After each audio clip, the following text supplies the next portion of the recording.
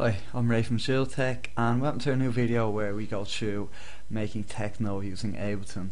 Now for this video we're going to use our upcoming release. It's called Mokum. It's out early 2012 on Different Records, and also for this release we are running a remix competition, so hopefully if you've been watching our previous tutorials and this one as well, hopefully you'll pick up some new techniques, and maybe you want to give the remix a try. So the links for the remix competition will be up at the end of this tutorial, along with our email, SoundCloud, Facebook, and all that. So yeah, I'm just gonna go through the track here, how we made it, all the different techniques we used. It would be advisable to watch our other tutorials on this. Some of it mightn't make sense, but we have explained most of the things we'll be talking about on this tutorial. We have explained it in our other tutorials, so you can get them on our YouTube channel there. So I'm just going to start here. This is our starting template like we've done before. You can see we've all our audio groups or buses, whatever you want to call them. We have them all here.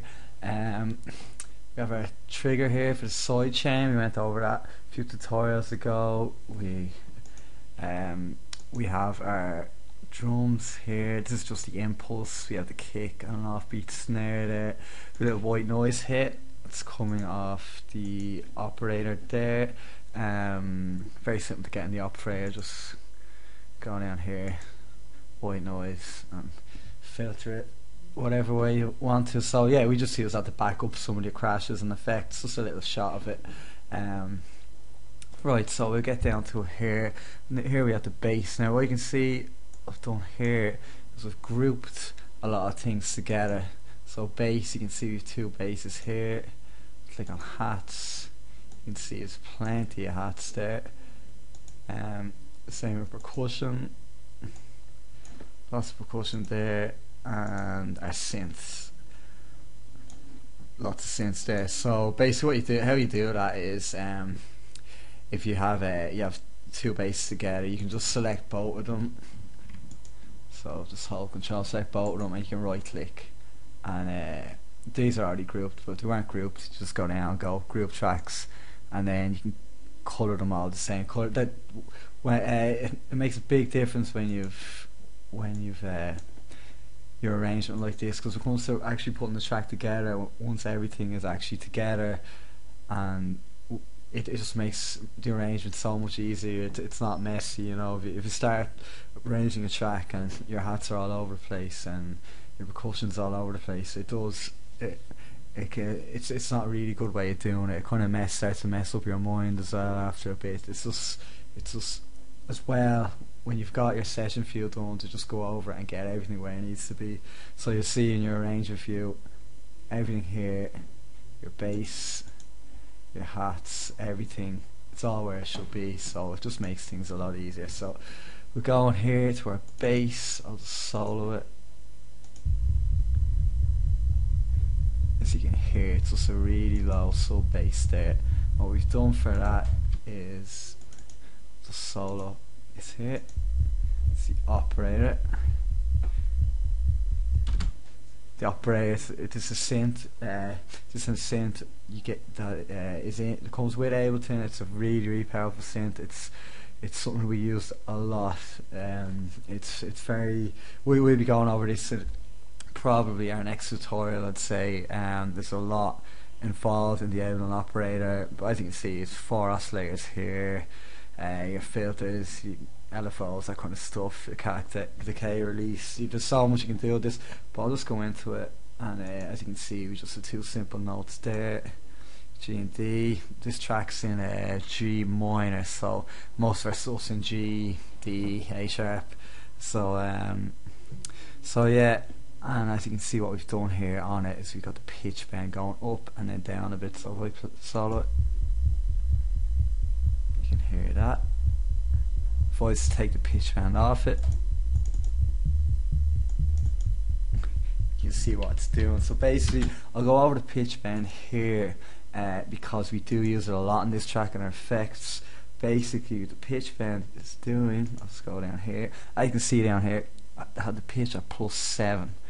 Basically what that means is when the pitch bend is put up full, it's going to be going up 7 notes, which will keep everything, let's move that back there, which will keep everything in key, because G minor, it's going up G to A sharp to D, that's 7 notes. If you were to go up +12, it'll bring you up, say that'll bring you say from G2 up to G3.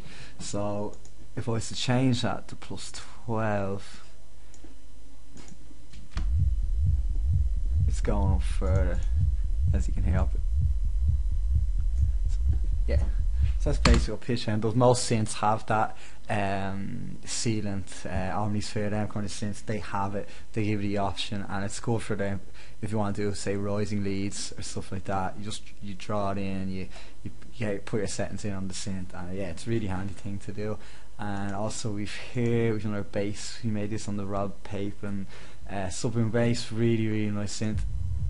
It's really kind of darker kind of sound there, and basically we're after bouncing that down to audio. That it does be, it kind of, I would recommend doing that in a lot of cases, because if you're doing kind of continuous basses, sometimes you get little wobbles here and there, so it's nice to actually go through your bass here to find that really nice. And usually most of them will be the same, some of them have slight little clips or differences, but you'll always get that sweet spot. Even you just mess around with that, so it's always good to bounce it down to audio if you feel like doing it. It's just something we do a lot. So I'll just come into hats here.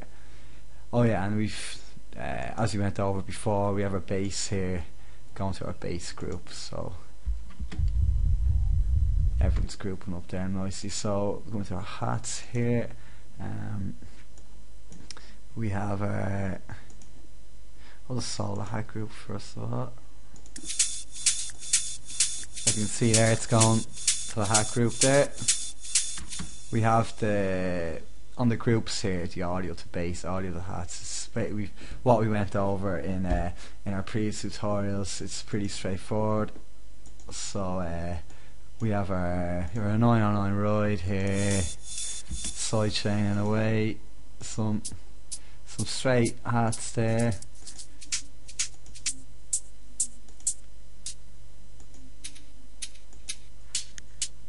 So as you see, we've chopped up loops, gone in, volumed them all. We did that in our last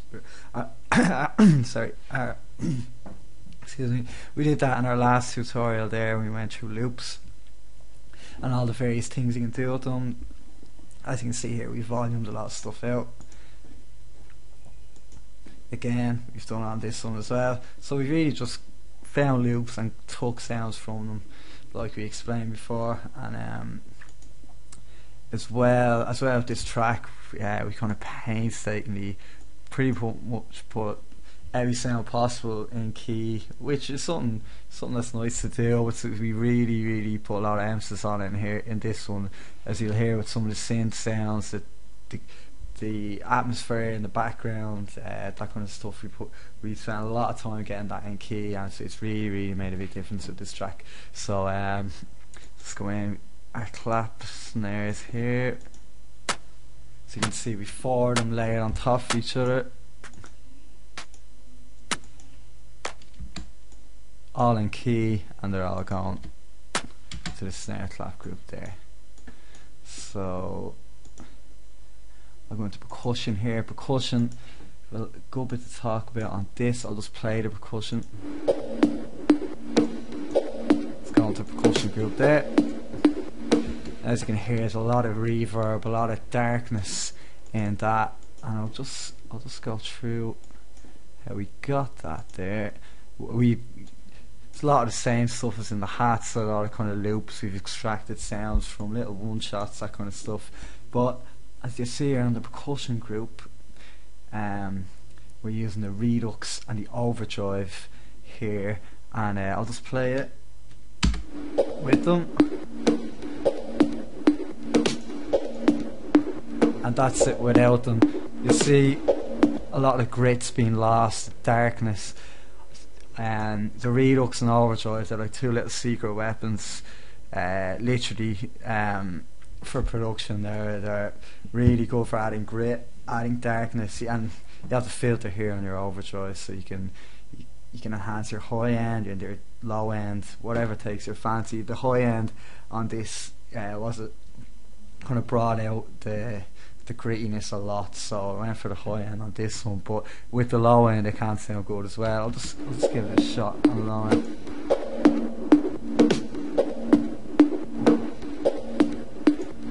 Yeah, it's just nice to get that little bit of high out there. So yeah, these are two very, very good plugins to use, and they, as you can see, they come with Ableton, like plugins in Ableton.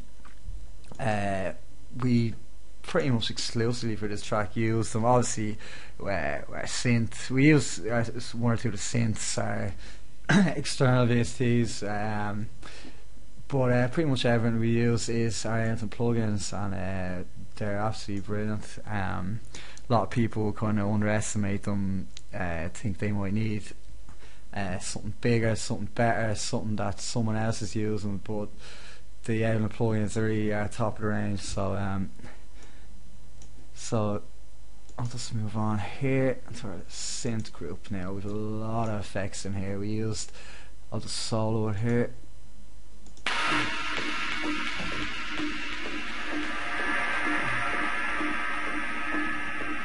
Now we've one or two more sounds in there as well that take about 30 seconds to kick in, like this one here, and that one there as well. So I'll just explain how we did that. Like on the percussion group, we've used the redux to add that grit, just to add that bit of grit. And I'll just go through some of the sounds here. We've done a lot of filtering in this. As you can see, we've a lot of high end taken off that.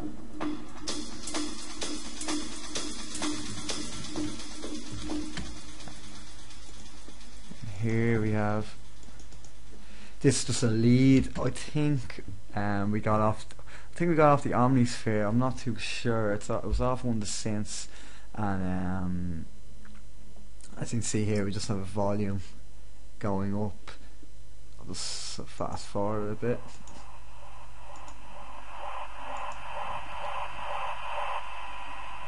Yeah, so it's just coming up on the 17 there. So this sound here, that's just a nice kind of crash kind of effect there. So this one, now as you can see on this sound here, we've track panning, so we're going left to right, gives a nice little effect. This was got off the Omnisphere. What we used is like what we use in the bass. We use a pitch bend and volume, and I just bounced it down to WAV just to make it easier to work with. And it can be handy to bounce it down anyway. So if you're using a low powered laptop maybe and your CPU is going crazy, it's nice to bounce stuff down as well. So saw this sound here.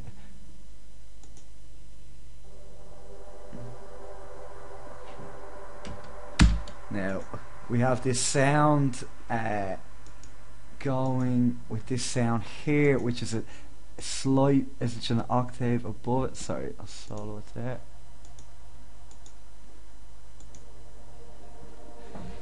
This sound here, these were got off the ceiling. Again, pitch bend, bounce it down just to make it easier to work with.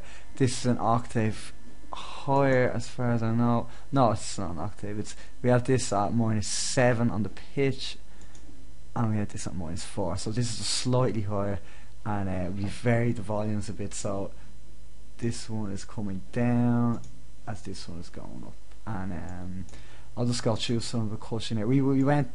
I'll just go back to, we went over in the last tutorial about getting sounds in key, but as you can see here, pitch down here -7, -2, -3. That's on normal.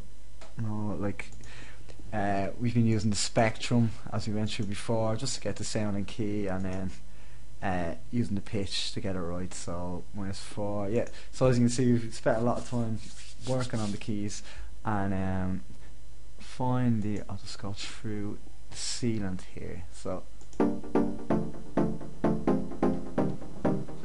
now that's the main melody. If you've heard the track, you'll know it. It's very old school kind of sound. We've got it off the sealant here. Absolutely fantastic synth. Probably my favourite synth. It's just the filter control. It's just it's unrivaled in my opinion. It's absolutely amazing. So I'll just go through to you, arrange a few here, and you'll get an understanding. We're just going to stick to the set view on this one. There's no point in us jumping ahead of ourselves, because we've only, on our tutorials, we've only got so far, you know. So there's no point in confusing a lot of people here. So I'll just stick to the set view over here, but I'm just going to go into the arrange view just to show you what we've done with the sealant. So as you can see, we've drawn in the filter cutoff here, stuff like the release 2 as well, and some delay. So I'll just play a little bit of it, and you'll hear what it's doing.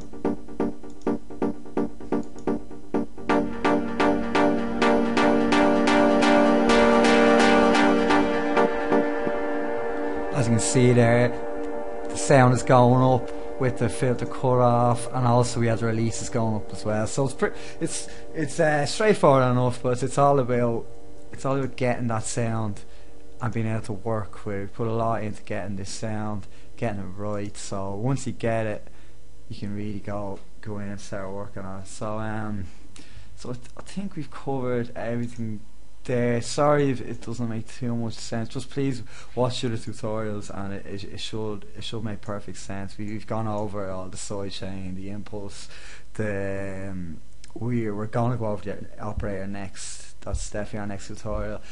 We've gone over the cutting up loops, getting tracks and getting sounds and key, layering sounds. So we have the claps and snares here, our audio buses, and our return channels, that kind of stuff. So yeah, please look at our tutorials, and yeah, so hopefully if you've learned something here, just give the remix a try. It's coming out, different records, as I said. It's a really good label, and yeah, it's a good opportunity to get a track out there. So yeah, thanks for watching, and chat soon.